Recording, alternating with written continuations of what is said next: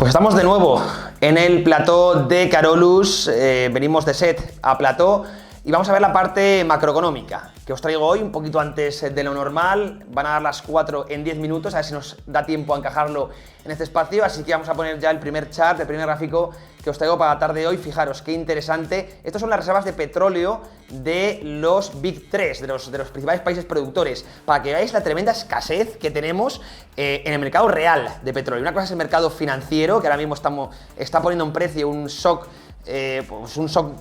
depresivo o recesivo, y por eso está cayendo mucho en precio. De hecho, el petróleo ha perdido más de un 30% de sus máximos. Pero otra cosa es el mercado real, la economía real, que estamos viendo que desde el lado de la oferta pues empieza a haber una escasez brutal. Es que el gráfico asusta, los inventarios se están agotando. Ya hemos hablado varias veces de Estados Unidos, cómo está librando reservas estratégicas a un ritmo histórico. De hecho, Biden se ha fulminado 40 años de ahorro de reservas estratégicas, pero es que si vamos un poquito más allá de Estados Unidos y nos fijamos en los tres principales países productores, es que la escasez es abismal. ¿Qué quiero decir con esto? Una vez está poniendo, evidentemente, en el mercado financiero, se está poniendo en precio la recesión, es decir, una potencial caída de la demanda agregada de combustible y, por tanto, está cayendo en precio, ese shock desinflacionario tan normal en épocas de recesión. Una vez se ponga en precio la recesión, con esta escasez desde el lado de oferta, es un mercado, es un activo que a medio plazo solo lo podemos mirar en el lado largo. Es decir, yo distingo mucho tanto mercado en economía real como mercado financiero, y dentro del mercado financiero distingo mucho el corto y el medio plazo. En el corto plazo estamos poniendo en precio, o se está poniendo en precio, la recesión, esa caída o esas expectativas de caída agregada de la demanda, sobre todo de China, que es el principal consumidor del mundo, principal consumidor de materias primas, ¿no? Sobre todo de China, que está cayendo con bastante fuerza. Pero una vez se ponga en precio eso, tendremos que volver a mirar a la economía real y tendremos que interpretar la tremenda escasez que existe en el mercado. Es que este gráfico nos dice mucho, y no solo escasez presente, sino es que ha habido una falta de CAPEX, una falta de inversión en lustros previos, que no va a ser fácil que esta escasez se reponga. Si se mantiene la demanda, sobre todo de combustibles fósiles, que no está cayendo, y cada vez tenemos más escasez en el mercado, es que los precios van a tender a dispararse.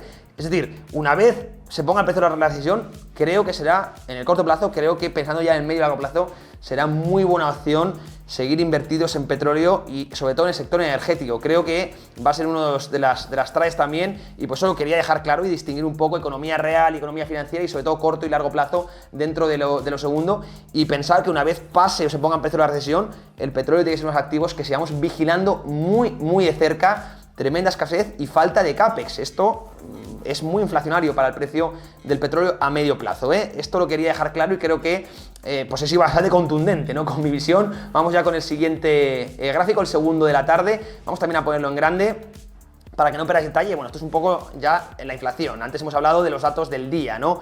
Fijaos España, qué prometedor lo que hemos visto hoy, con la caída, arriba tenéis en rojo el IPC general y abajo el IPC subyacente. Hemos visto pues un freno, que repito, sigue habiendo inflación, los precios siguen subiendo. Esto es una reducción del incremento de precios, pero importante y buena noticia. Dentro de lo malo es una buena noticia. Es verdad que seguimos en un IPC del 9%, que sigue siendo una salvajada auténtica, pero bueno, una caída desde el 10,4% creo que es algo a remarcar. Y como bien comento, parece que en España empezamos a tener buenas noticias, pero no es el caso del siguiente, Alemania. Antes ya lo hemos comentado, que ha dado hoy el tono malo de la tarde. Vamos a poner el siguiente gráfico para que lo veáis.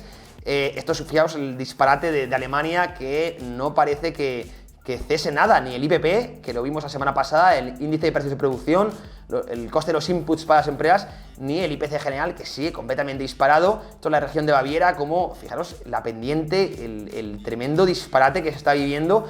Alemania, uno de los países que además pues tiene un modelo productivo que más ha beneficiado de los bajos costes de la energía. Por lo tanto, un modelo productivo que va a sufrir muchísimo, ¿no?, con esta inflación, pero muchísimo, y que es una economía que va de cabeza a una recesión de órdago, Esto es algo que ya creo que ningún economista, por muy cercano a los lobbies y a las élites no lo puede negar, ¿no? Y es que si esto se mantiene, y vimos como tanto el IPP como el IPC siguen subiendo, es que Alemania va a pasar muy malo, el tejido productivo y los márgenes van a sufrir muchísimo y esto acabará derivando en muchas empresas por debajo del agua, en mayor desempleo, en menor actividad económica, en quiebras.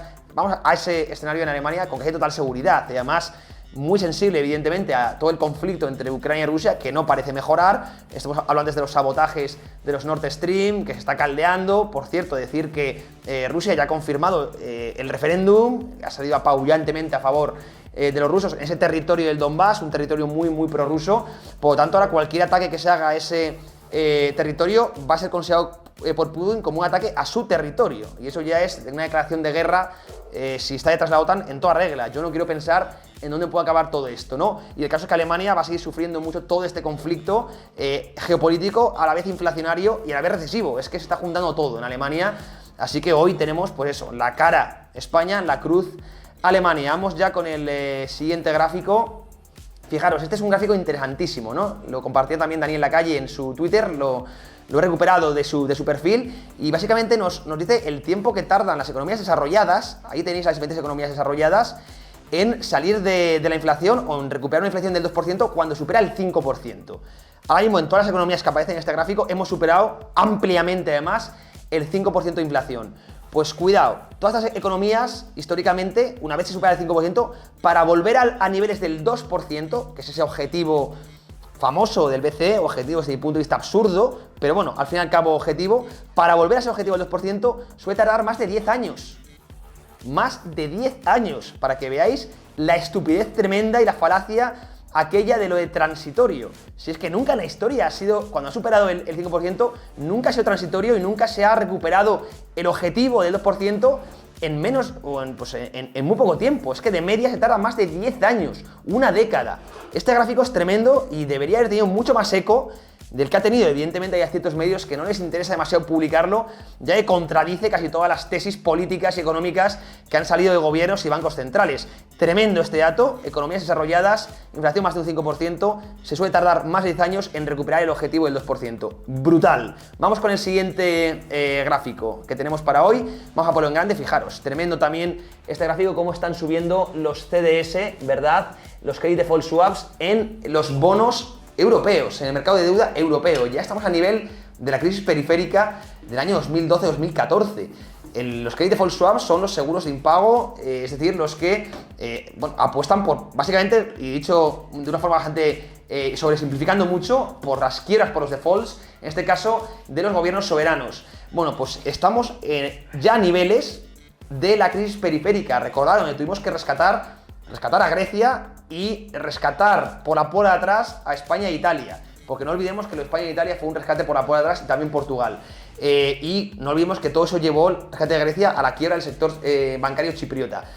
Esa crisis, ahora mismo tenemos al mercado de CDS, de Credit Default Swaps, en los mismos niveles.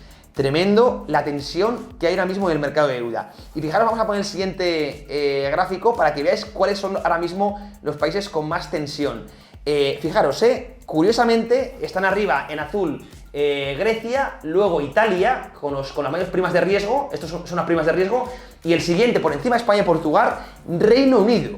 Esto sí que es nuevo, y ya por abajo Francia en rosa, ¿lo veis? Estas son las primas de riesgo, es decir, la diferencia de rentabilidad o de interés a 10 años con Alemania.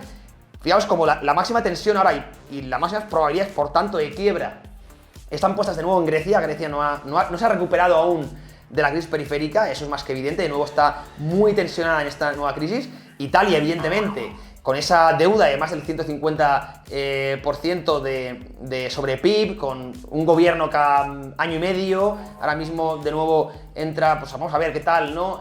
Giorgia Meloni en el gobierno, que parece que tiene un problema económico con ciertas cosas interesantes, ya lo comentaremos, aunque mucho populismo porque también apuesta por el gasto público. Es algo parecido a lo que está haciendo Liz Truss, no muy diferente, ¿no? Quizá quiera rebajar impuestos, está apostando por un flat tax bastante interesante, pero si esto lo apoyas en mayor gasto público, pues de nada vale, ¿no? Es echar más deuda al fuego, así que mucho cuidado. Italia y Grecia, y curiosamente Reino Unido, que era una economía que había respondido más o menos bien, pues ahora se están disparando sus Credit Default Swaps por la tremenda crisis de deuda que está viviendo, y ojito, Liz Truss, la economía que coge ahora mismo el papelón que tiene también Andrew Bailey, tremendo, por encima de España y Portugal, ¿Quién lo iba a decir hace tan solo unos meses. Es que es tremendo cómo cambian las cosas en este ciclo económico de un mes a otro. Es brutal. Aquí las primas de riesgo, también para echar un ojo cómo está el mercado de la deuda. Creo que nos queda un gráfico más, no estoy seguro. Creo que... no sé si me lo puede el señor K. Y si no, creo que hemos acabado ya con la